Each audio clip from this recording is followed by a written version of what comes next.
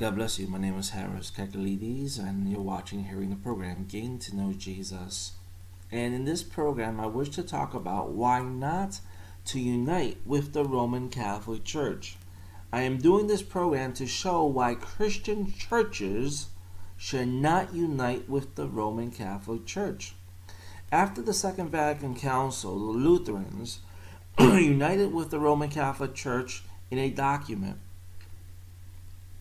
They are making negotiations to see if the Lutherans could eventually later on join the Roman Catholic Church, which is what in many respects they have. In 2006, the Methodists joined in this document. In 2017, the Reformed churches as well. There's still independent churches among the Lutherans, Methodists, and Reformed churches who did not. But the main church councils did. And in doing so, they're backstabbing their own faith, the Reformed faith. One just has to read Fox's Book of Martyrs or Martyrs' Mirrors to see how many murders at the pronouncement of the Pope has been done by the Roman Catholic Church. Whole Protestant nations has been destroyed and murdered by the command of the Pope in the Inquisition in 1232 to 1820. Chapter 4, Part 1 of Fox's Book of Martyrs, Volume Fox's Book of Martyrs, Volume 1 by John Fox, edited by William Byron Forbush. Chapter 4, Papal Persecutions, Part 1. Thus far, our history of persecution has been confined principally to the pagan world. We come now to a period when persecution, under the guise of Christianity, committed more enormities than ever disgraced the annals of paganism. Disregarding the maxims and the spirit of the gospel, the papal church, arming herself with the power of the sword, vexed the Church of God and wasted it for several centuries, a period most appropriately termed in history the Dark Ages. Chapter 4, Papal Persecutions, Part 2. Persecutions of the Albigenses. The Albigenses were a people of the Reformed religion who inhabited the country of Albi. They were condemned on the score of religion in the Council of Lateran by order of Pope Alexander III. Nevertheless, they increased so prodigiously that many cities were inhabited by persons only of their persuasion, and a friar named Peter, having been murdered in the dominions of the Earl of Toulouse, the Pope made the murder a pretense to persecute that nobleman and his subjects. To effect this, he sent persons throughout all Europe in order to raise forces to act coercively against the Albigenses, and promised paradise to all that would come to this war, which he termed a holy war, and bear arms for 40 days. The same indulgences were likewise held out to all who entered themselves for the purpose as to such as engaged in crusades to the Holy Land. The brave Earl defended Toulouse and other places with the most heroic bravery and various success against the Pope's legates and Simon, Earl of Montfort, a bigoted Catholic nobleman. Unable to subdue the Earl of Toulouse openly, the King of France and the Queen Mother and 3 archbishops raised another formidable army, and had the art to persuade the Earl of Toulouse to come to a conference, when he was treacherously seized upon, made a prisoner, forced to appear barefooted and bareheaded before his enemies, and compelled to subscribe an abject recantation. This was followed by a severe persecution against the Albigenses, and express orders that the laity should not be permitted to read the sacred scriptures. In the year 1620 also, the persecution against the Albigenses was very severe. In 1648, a heavy persecution raged throughout Lithuania and Poland. The cruelty of the Cossacks was so excessive that the Tartans themselves were ashamed of their barbarities. Among others who suffered was the Reverend Adrian Cholinsky, who was roasted alive by a slow fire, and whose sufferings and mode of death may depict the horrors which the professors of Christianity have endured from the enemies of the Redeemer. The reformation of papistical error very early was projected in France.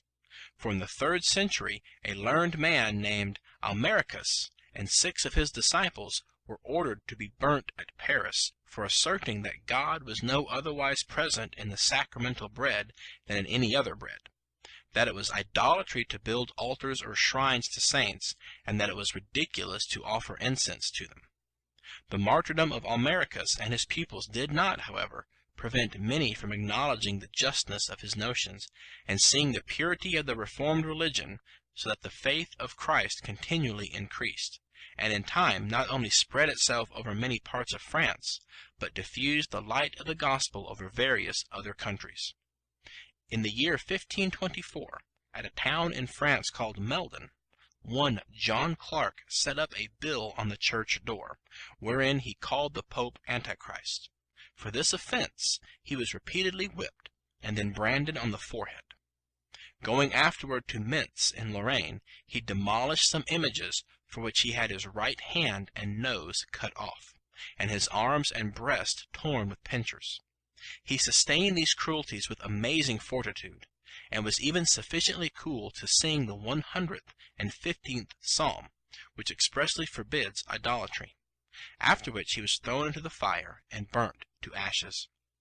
Many persons of the Reformed persuasion were, about this time, beaten, racked, scourged, and burnt to death, in several parts of France, but more particularly at Paris, Malda, and Limousin.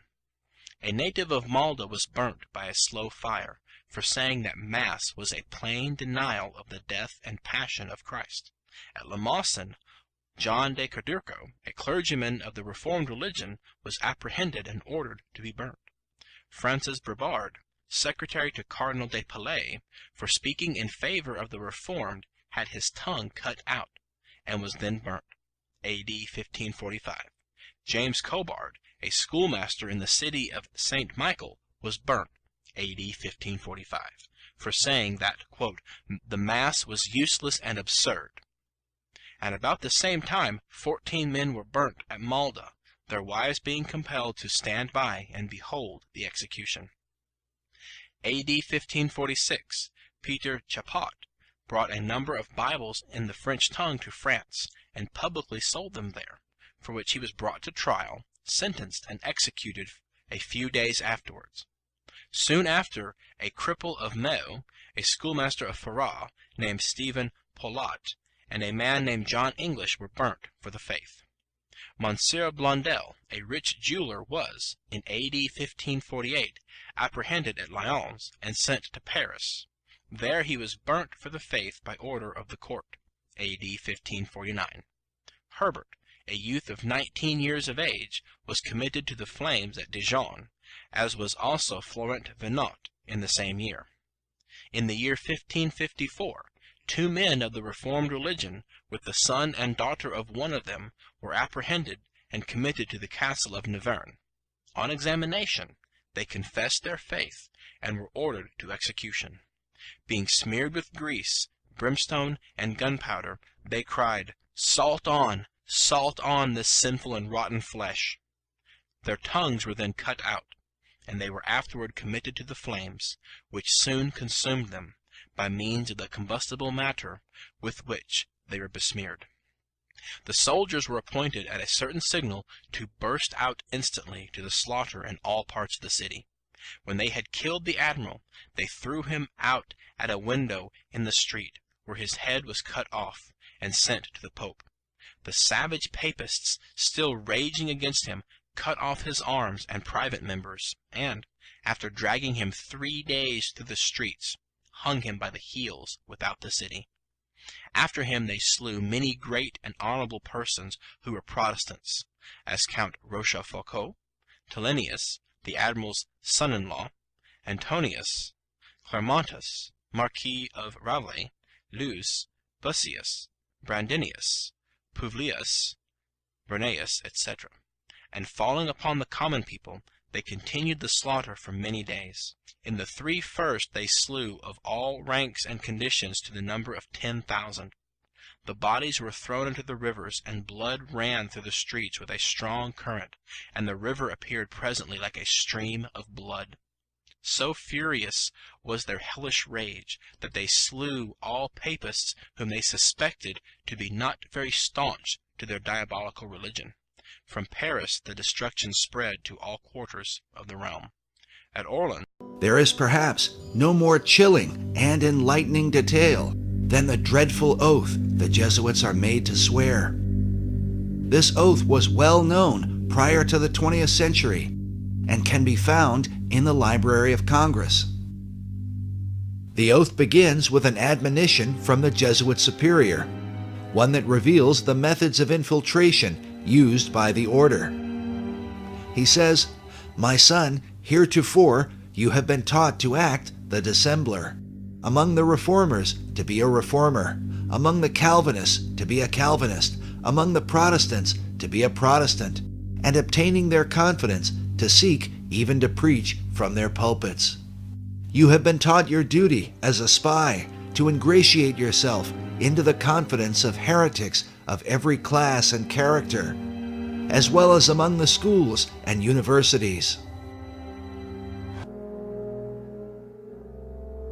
But even with their intellectual methods, the Jesuits would not abandon the centuries-old practice of persecuting heretics who would not convert.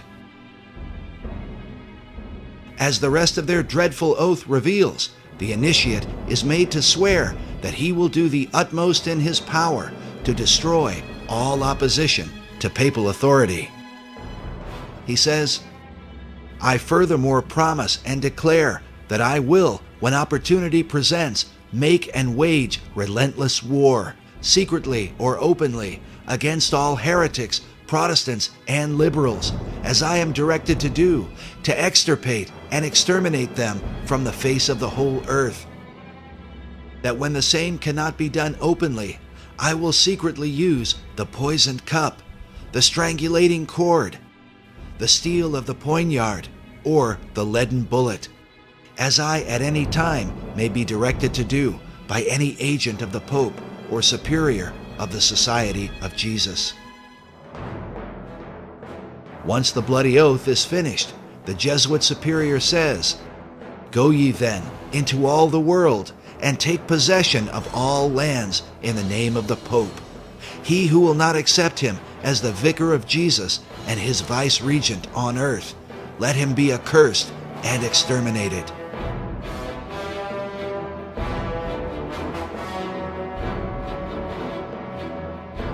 Professor Arthur Noble writes, "The reinstatement of the Inquisition in the 16th century was spearheaded by the Jesuits, as were its atrocities, and it is estimated that in that century alone, no less than 900,000 Protestant martyrs laid down their lives for Christ."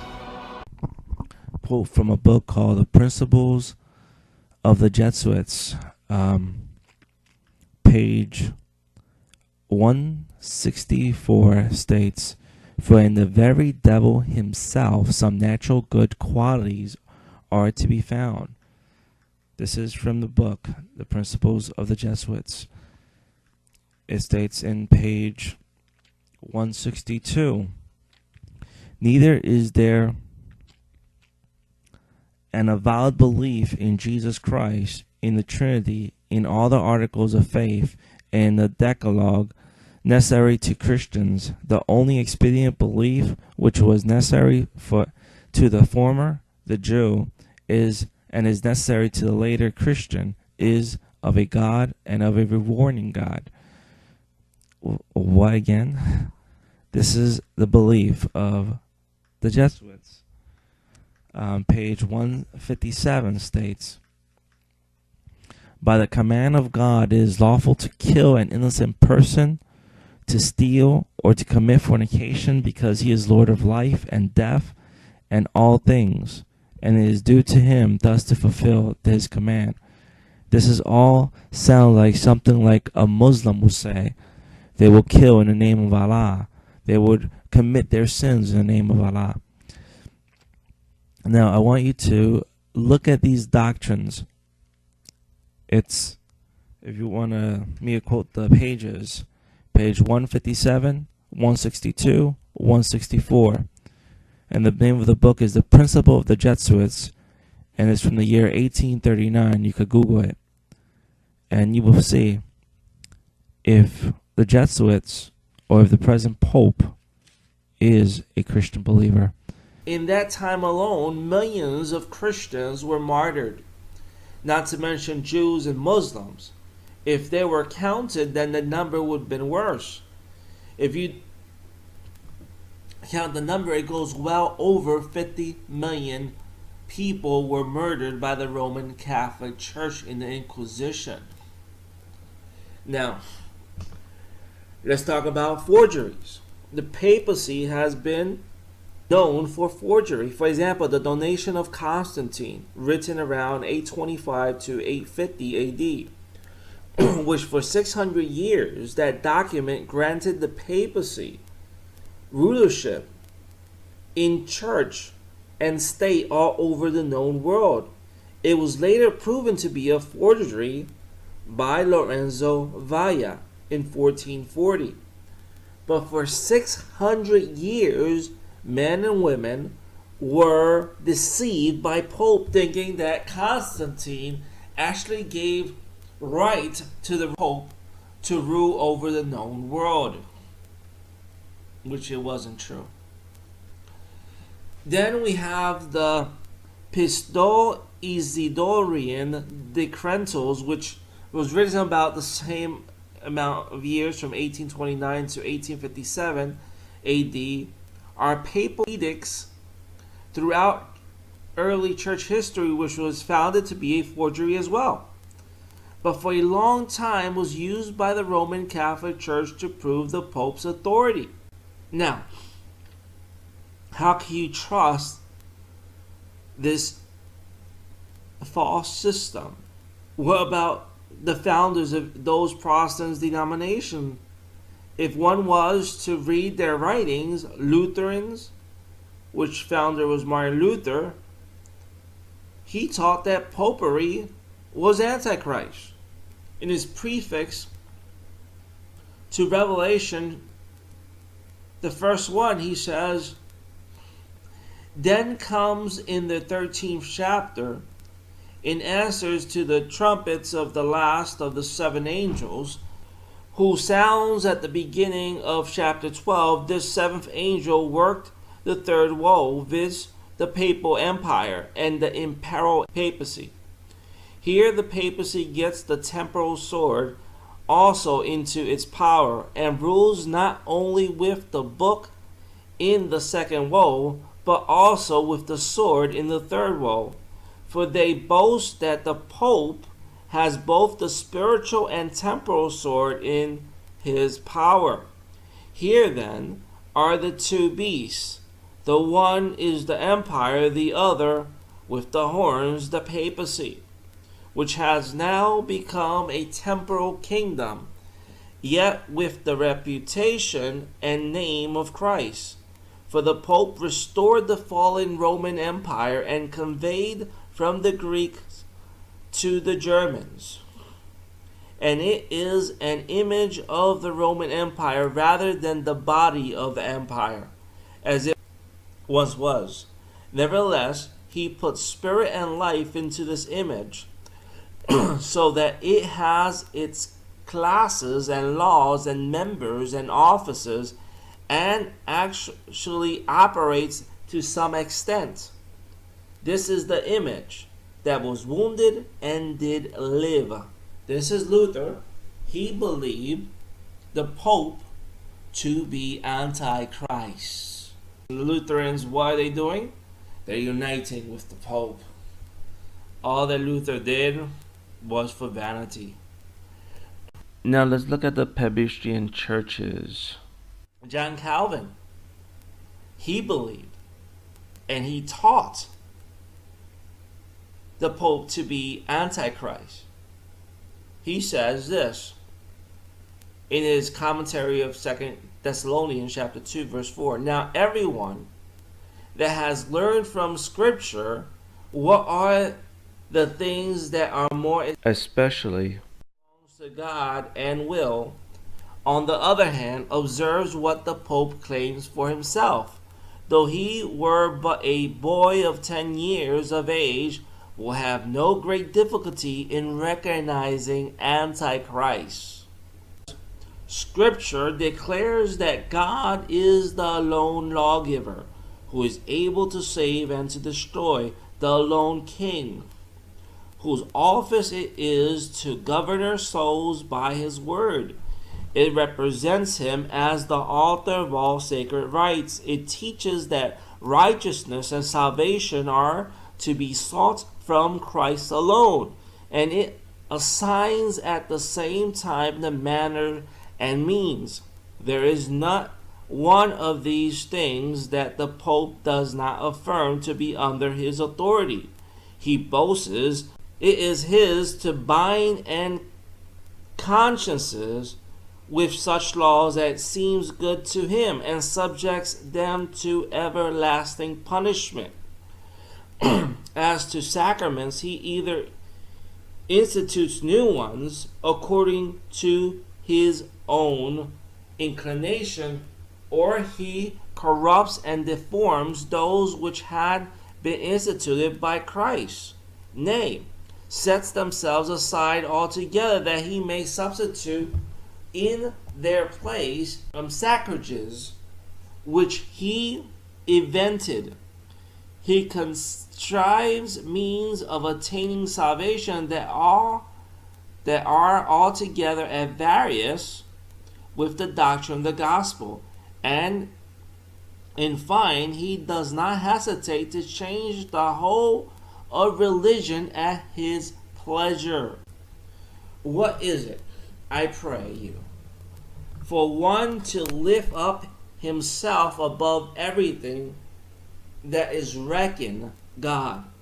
If the Pope does not do so, when he thus robs God of his honor, he leaves him nothing remaining but an empty title of deity, while he transfers to himself the whole of his power.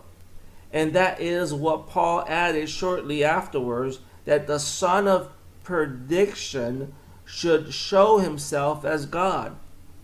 For as has been said, he does not insist upon the simple term God, but intimates that the pride of Antichrist will be such that, raising himself above the number and ranks of servants and mounting the judgment seat of God, would reign not with a human, but with divine authority. For we know that whatever is raised up into the place of God is an idol, though it should not bear the name of God. In the temple of God, by this one term there is sufficient refutation of the error, nay, more, the stupidity of those who reckon the Pope to be vicar of Christ on the ground that he has his seat in the church, in whatever matter he may conduct himself. For Paul places Antichrist nowhere else than the very sanctuary of God. For this is not a foreign, but a domestic enemy, who opposes Christ under the very name of Christ. But it is asked how the church is represented as the den of so many superstitions, while it was destined to be the pillar of the truth. I answer that it is thus represented not on the ground of its retaining all the qualities of the church, but because it has something of its remaining. I accordingly acknowledge that is the temple of God in which the Pope bears rule, but at the same time profaned by innumerable sacrileges. John Wesley, in his commentary, we'll see John Wesley as well calling the Pope Antichrist. John Wesley, in his commentary on 2 Thessalonians chapter 2, he says, unless the falling away from the pure faith of the gospel come first. This began even in the apostolic age. But the man of sin, the son of prediction, immediately so called, is not come yet. However, in many respects, the Pope has an indisputable claim to those titles. He is, in the emphatical sense, the man of sin, as he increases all manner of sin above measure, and he is too properly styled the son of perdition, as he has caused the death of numberless multitudes, both of his opposers and followers, destroyed innumerable souls, and willed himself perish everlastingly. He it is that opposes himself to the emperor once his rightful reign, and that exalted himself above all that is called God, so that is worshipped, commanding angels and putting kings under his feet, both of whom are called gods, in Scripture claiming the highest power, the highest honor, suffering himself not once only to be styled God or vice God. Indeed, no less is implied in the ordinary title Most Holy Lord or Most Holy Father, so that he sitteth enthroned, declaring himself that he is God, claiming the prerogatives which belongs to God alone. Did all the work of these reformers was for nothing? Is the blood of the martyrs counted as dung? We should learn from history not to repeat the same mistakes. If you was to look at the Baptist confession, the 1600 Baptist confession, you'll find out they say the same thing. Westminster Confession, Hindenburg, all these confessions claim the Pope is Antichrist. 500 years later, after so many bloods were spilled, we have to know something. We can't go back. And there's many people that are going back to the Roman Catholic Church. And you know what's going to happen?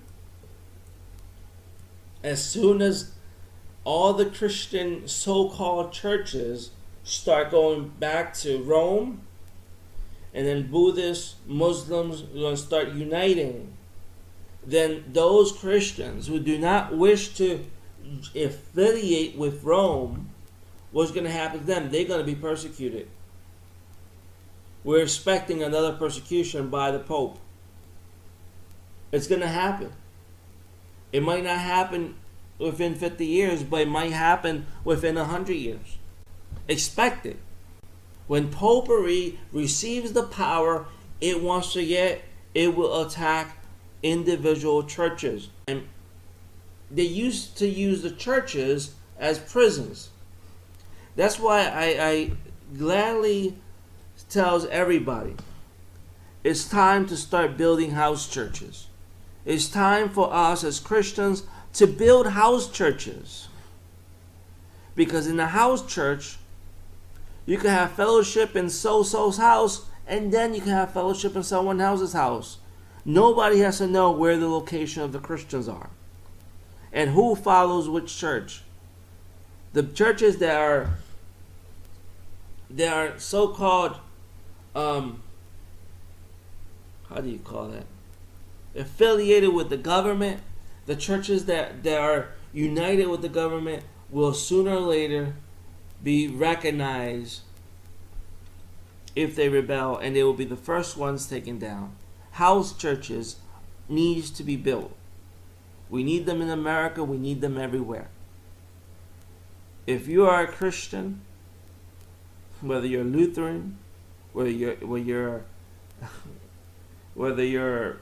a Reformed doctrine, whether you're Methodist, start building house churches and separate yourself from the mainline denominations. Separate yourself be independent,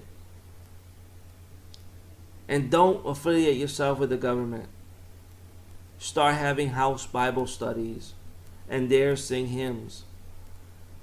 But don't join the mainline churches, because they all are following papacy. This is a call for house churches, a call for house churches to be lifted up. We need house churches, and house churches that don't put signs in their house saying that they're a church, to let the whole world know that there's a church. We need to start having our services in someone's house like the early church used to have. And they wasn't making and bragging that everywhere where the house church was. Only those that you know that are of the faith, invite them to the house church.